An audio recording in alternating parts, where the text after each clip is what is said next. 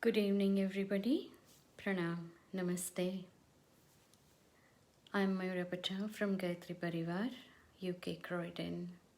A very warm welcome to you all in the Thursday session of Acharyaji, the Timeless Wisdom by Pandit Shri Sharma Acharyaji, the founder of All World Gayatri Pariwar, Shantikunj, Haridwar. I hope you all have had a good day.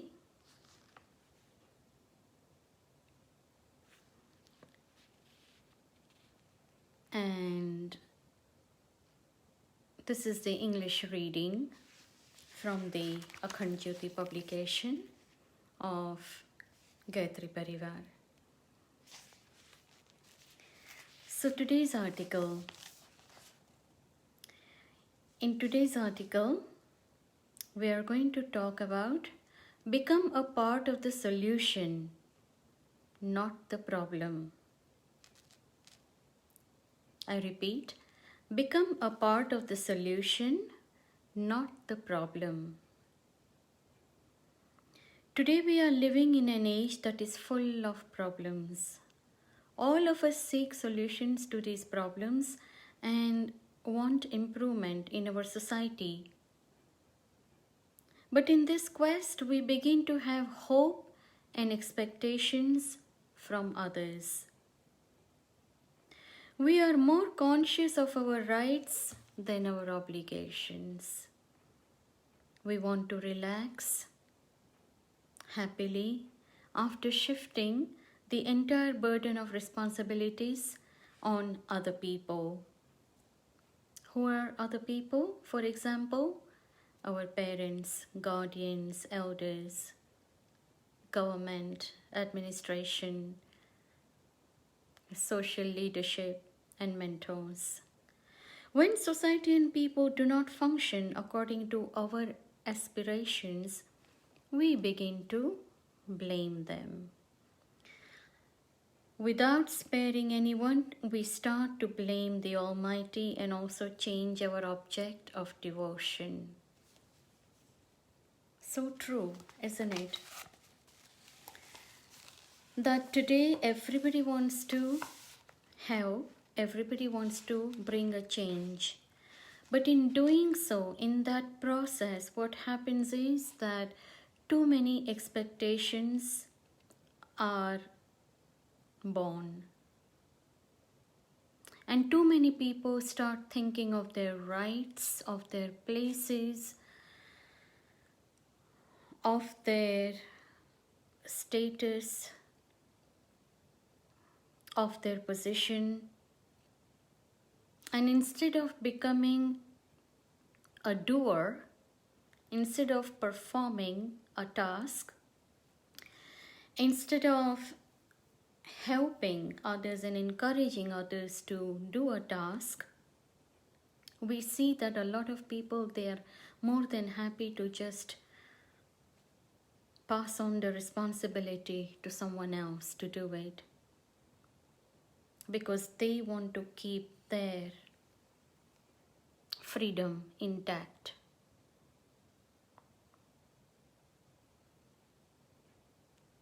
The state of ignorance is such that many of us do not even care for family. Often, people fail to impart noble tendencies to their children. It is so important that we pass on good values to our children. Have we ever thought why? See, it all starts from the self. When we improve ourselves, when we work on ourselves, we are able to then pass it on to the children. Children then pass it on to the future generations. So passing on good values is so important. The morals, the ideals. Often people see that as sanskars.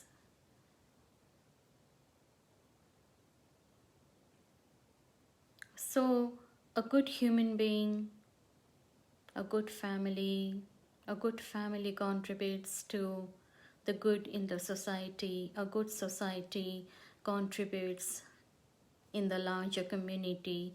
A good larger community then contributes in the nation, and a good nation then contributes in this world. So it is so important to start with the self. And if we don't do this, then obviously there will be conflicts in the family, there will be conflicts in the values of people within the same family.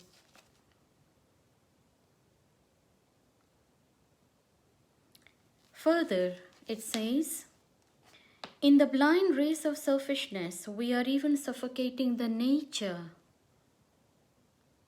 in whose lap we have been nurtured and brought up. Water resources are drying up, rivers are being polluted. River Ganga is still polluted even after spending millions of rupees.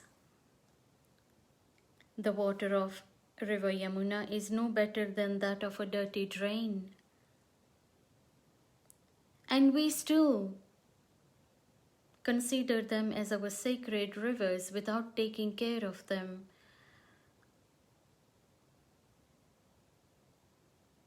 And we want to then go and have a dip in the water to purify ourselves. But that is not the way to purify ourselves. Just by dipping ourselves in the waters of River Ganges and River Yamuna and such sacred rivers in India is not going to purify our soul. It is a blindfolded belief. The soul only gets purified by good values and virtues. This reminds me, I was reading autobiography of Mahatma Gandhi ji, and in that he said that every time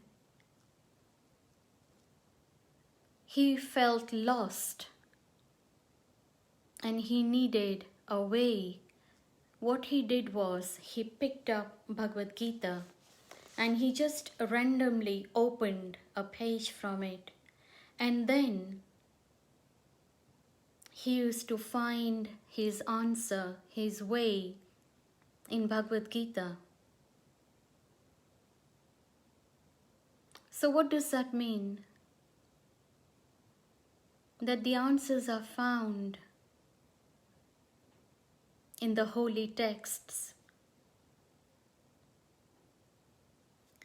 When we find the answers, we work on ourselves. When we work on ourselves, we purify our soul, our thoughts, words, actions. We cultivate wisdom. That is what we call purifying the soul. Just by going and dipping ourselves in River Ganges or River Yamuna is not purifying the soul. Because it all starts from here.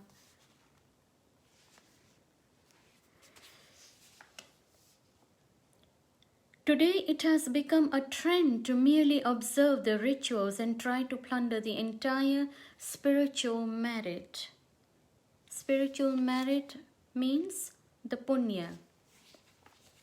From the culture which has been meticulously carved by our ancestors through their tenacity and sacrifices and nurtured by their sheer hard work.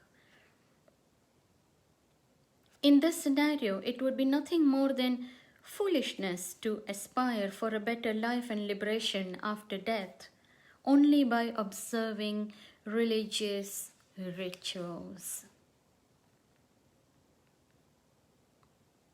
I have said this again and again in so many past sessions and in the spiritual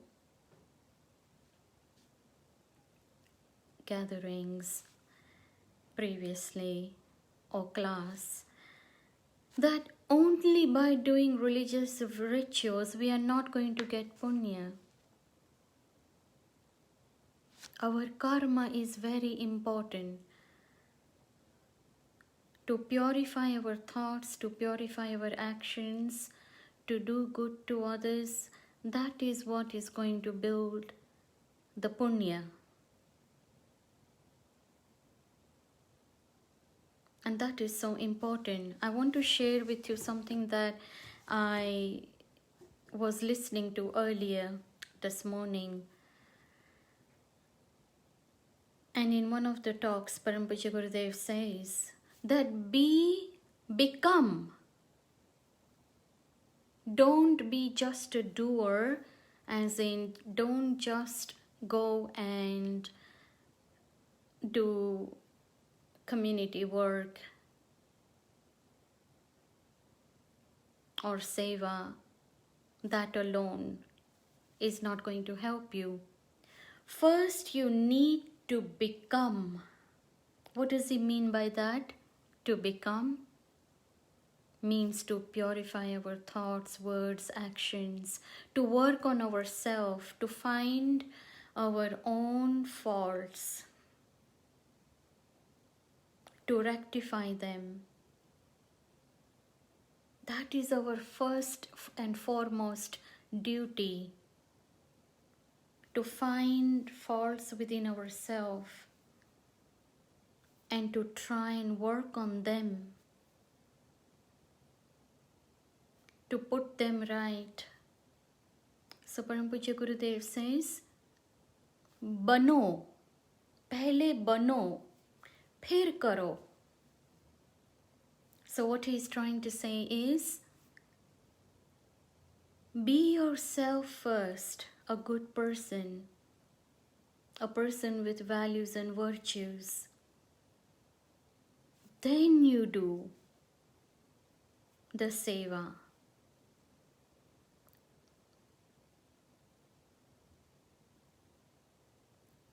By that, the Parijans of Gayatri Pariwar, we follow Upasana, Sadhana, Aradhana. Very, very important. Upasana, very simple. Sometimes people don't know how to embark their journey on a spiritual path. They don't know where to start, what to do. If you are on this path, well done. If you are not, then it is not difficult to start your journey on this path. But if you don't start, then you are going to lose a whole human birth, because God has given us all this opportunity, and then it is up to us to make use of it. So just by going to temples, just by doing the rituals is not going to solve anything. I'm personally saying this with a lot of conviction because I have tried and tested. And I'm sure many of you out there have also done the same. But I can only talk about myself. I was born and brought up in India. I come from a background where rituals were important, going to temples was important, worshipping God was important. But along with that, my mother and father, they always used to say things which now I hear their words in my ears. And when I read or hear something, it suddenly comes to my mind that yes, Mommy used to say this, Daddy used to say this. And they always emphasized that be a good person, help others. And the moral values. Last time I'm not sure whether it was in the English session or the Gujarati session, we talked about people not being able to reach their soul. We all know that, we are a soul, we are an Atma, but we are not able to get in touch with it. We are not able to connect with it. And what is stopping us from connecting? Because we don't go introvert, we are always extrovert. We don't go introvert. It is very important to be vigilant of what is happening around us too.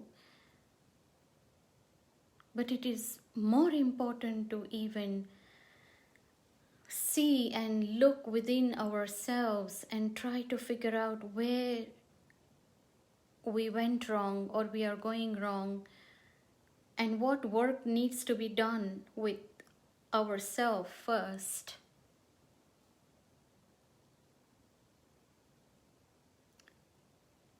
So those are the spiritual things, and when we pay attention to this, then we instantly connect with our soul and we start talking to ourselves. We start talking to our mind. We are more in connection with our thoughts, words, actions, feelings, and to have the courage to be able to accept our own faults, to look at them, to rectify them, that takes a lot of courage. Humongous effort. But we can still do it. Nothing is impossible. My father always used to tell me that impossible is the word in the dictionary of fools.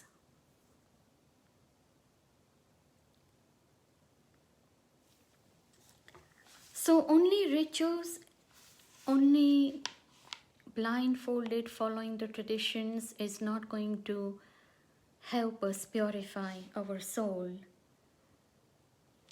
All the faiths give the message of truth, love, non-violence, justice, fraternity, and peace. Then why is there so much hatred, violence, assassinations, fear, suspicion, terror in the name of religion?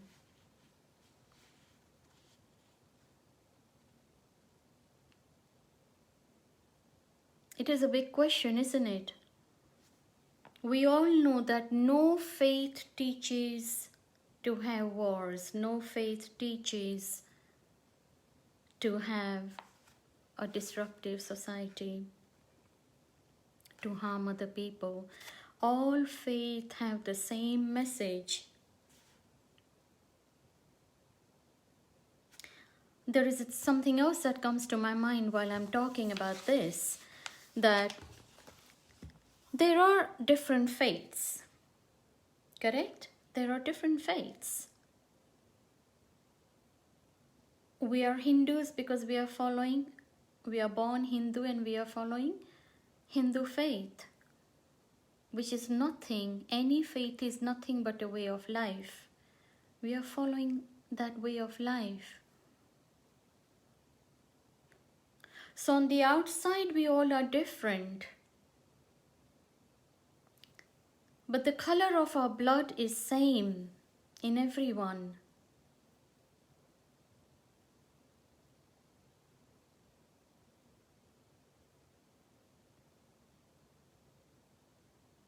And we know that the message is the same. Yes, the ways of life are different because Christians go to church, Muslims go to mosque, Hindus go to temples, etc., etc.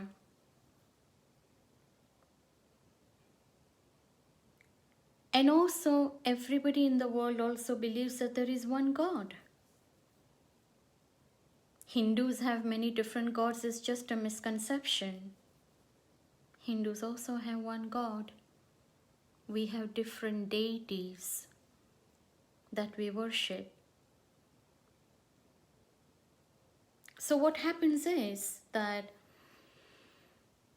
when I've gone in the schools before, how do you make children understand this? And what I say is that there is one mountain and there is only one top of the mountain. One mountain, there is one mountain and there is only one top of the mountain. But everybody is trying to climb to the top of the mountain from different paths, different ways. And those different ways, those different paths are the different religions. The Hindus are also trying to climb. Muslims are also trying to climb. Christians are also trying to climb. Everybody wants to reach God and be near God. But the mountain is one, the paths are different, the top is only one. So God is only one that resides in all of us. The absence of a feeling of responsibility towards society is a great crisis. The absence of a feeling of responsibility towards society is also a great crisis these days. It is true, we always say, we are doing this, why should we bother? They need to take care of this. ABCD needs to take care of this. But we need to also know what is it that we need to do? How can we contribute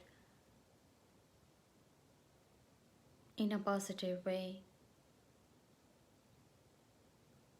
Even though we may be a tiny particle of this whole universe, but still we can do something and make a difference.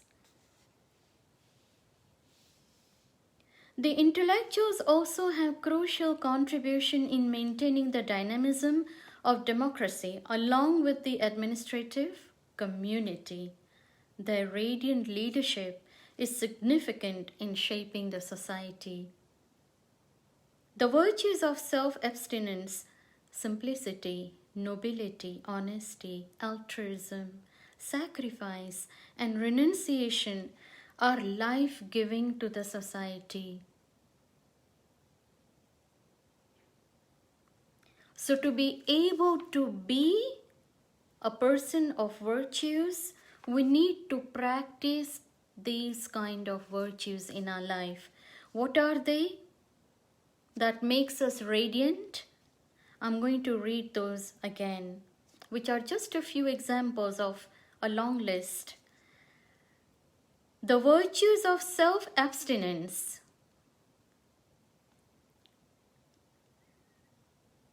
Simplicity, nobility, honesty, altruism, sacrifice, and renunciation are life-giving to the society.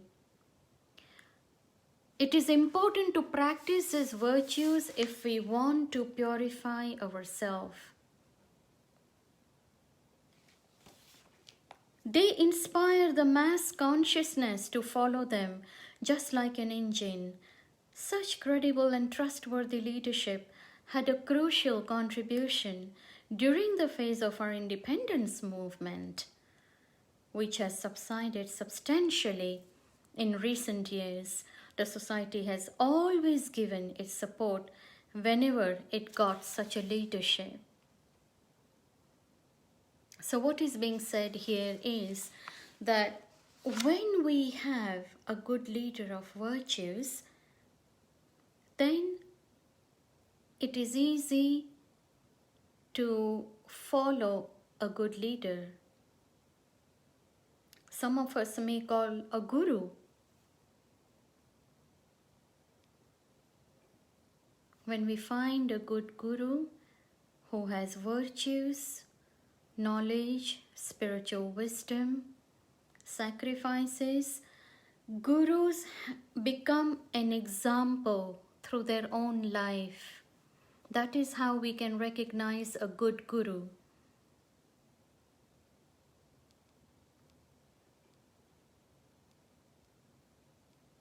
And then our path becomes easy to follow.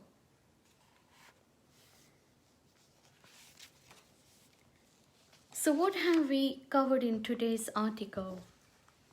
In today's article is about following virtues, imbibing virtues. First, we try to work on ourselves, and then we engage in the community work, in the seva. Now, yes, there is also another question that sometimes some people take a lot longer to work on themselves because it is not an overnight task. No matter how much reading we do, no matter how much we hear, how much of it is that we are able to remember and practice at every moment of our life. Every moment of our life. And by that what I mean is that even in our ups and downs, how much do we remember the spiritual knowledge at that time? When that moment comes in our life, when we feel angry, sad, depressed, anxiety, all these negative emotions in our interactions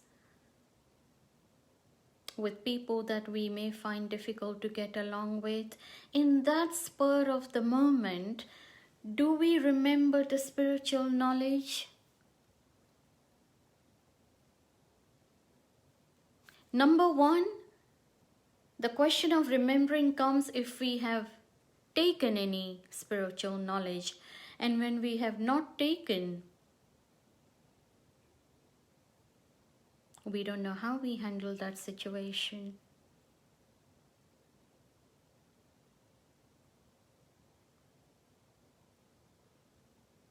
Here I can say, my spiritual journey started in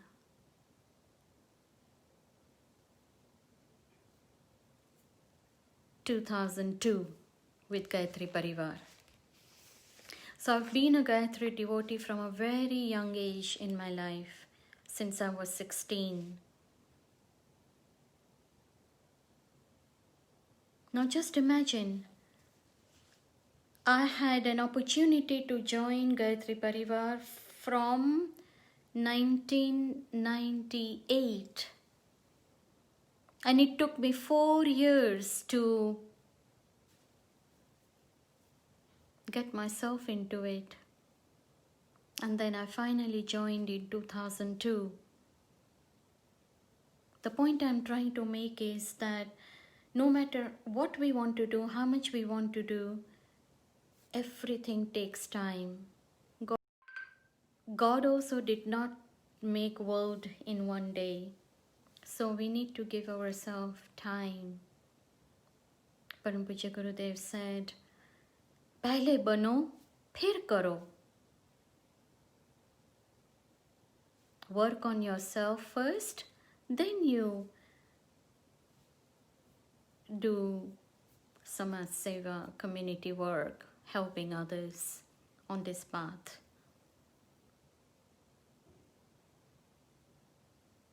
Then we need to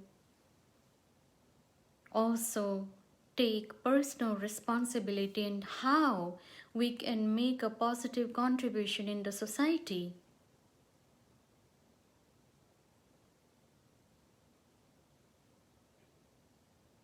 I always say we don't need to blindfolded follow anyone, because God has given all of us mind to think, eyes to see, heart to feel.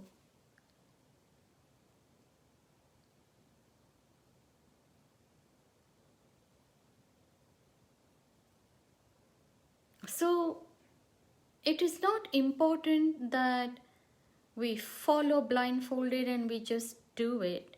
The important thing is that we keep our own values and ideals in place. And we can contribute in the society in a positive way, even by following our own ideals and virtues. But following a wrong path and then saying that is my ideal and virtue would not be a right thing to do. A virtue is a virtue. And a wrong is a wrong, even though the whole world may think it is right. And a right is a right, even though the whole world may say it is wrong.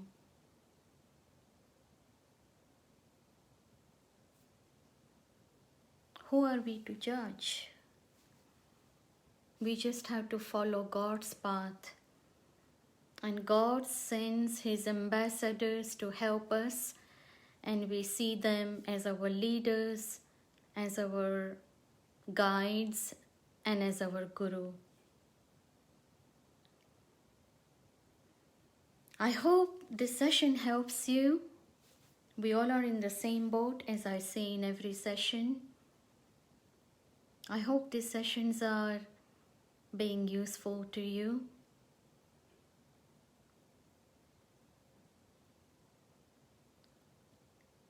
I hope you're keeping safe.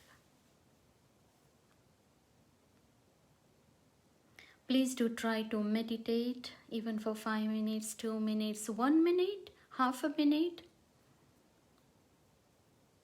What is meditation? I'll cover that some other time.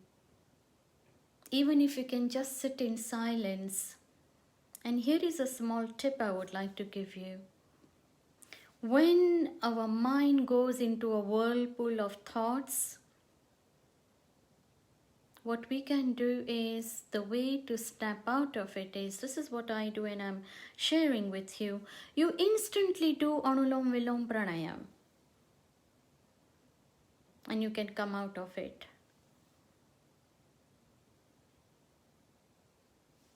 That helps. You instantly start chanting God's name. Think of something positive, and you can snap yourself out of that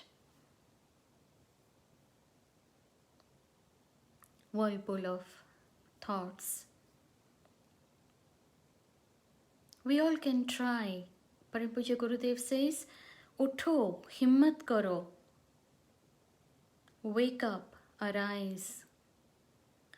Don't just torture yourself by not doing and not even embarking your journey on this path. Chal ke to dekho. Start somewhere and then see how it helps you. I can say with conviction that it has immensely helped me.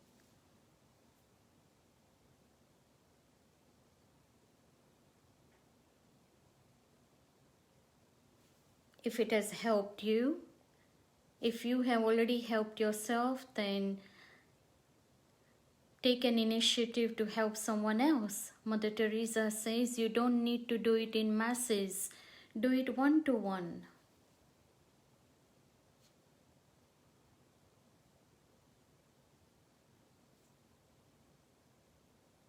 Let us end the session with a nice deep breath and one Gayatri mantra.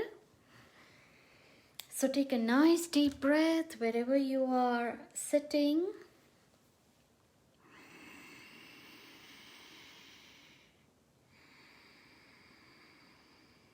One Gayatri mantra.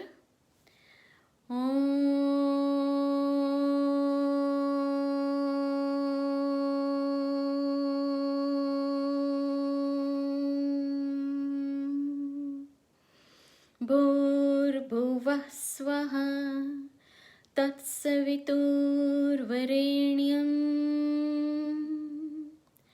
bhargo devasya dhimahi dhiyo yo Prachudayat. Today is Thursday, Guruvar. We will say Guru Vandana. Guru Brahma, Guru Vishnu, Guru Devo Maheshwara, Guru Sakshat Para Brahma, Tasmai Shri Guruve Namaha.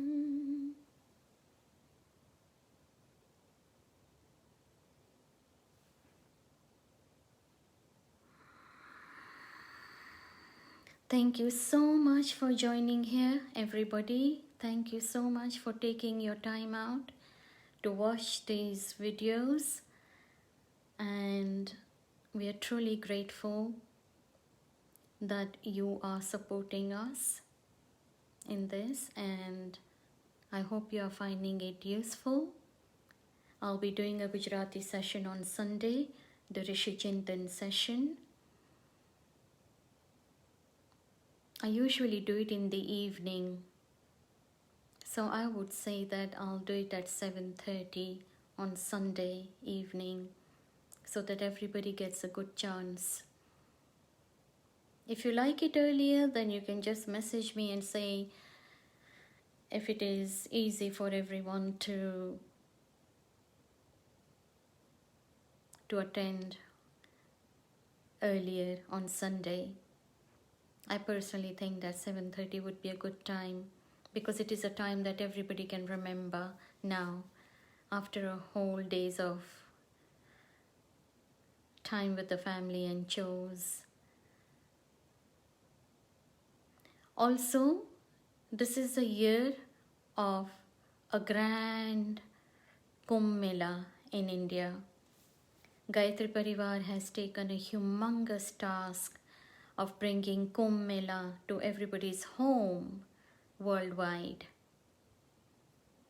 And we have the Vice Chancellor of Dev Sanskriti Vishwavidyalaya, which is a big part of Gayatri Pariwar, in Shantikunj, Haridwar, and our Dr. Chinmay Pandyaji is going to be in an online Zoom meeting with all the UK citizens on 24th of January at 1:30 in the afternoon. If you wish to attend that Zoom meeting, then please drop me a line on instant message, because I understand that many of you who are here would not be on my WhatsApp spiritual group. And if you are not on that WhatsApp spiritual group, then you will need to drop a line to me on instant message with your contact details, and I will make sure that I send you an invitation for that Zoom meeting. And what we aim to do is we aim to take the Kumbh Kalash Sthapna in the homes of devotees who are interested in welcoming the Kumbh Kalash in their home. So again, it is not about following the rituals blindfolded. If you think it is something that you wish to do and you wish to have and you believe in that, then you can get in touch with me. Thank you again so much for joining. Take care. Hope everybody's vaccinations are working for you or for your loved ones. Please be safe and have a good weekend. And see you in the Gujarati live session on Sunday. Pranam.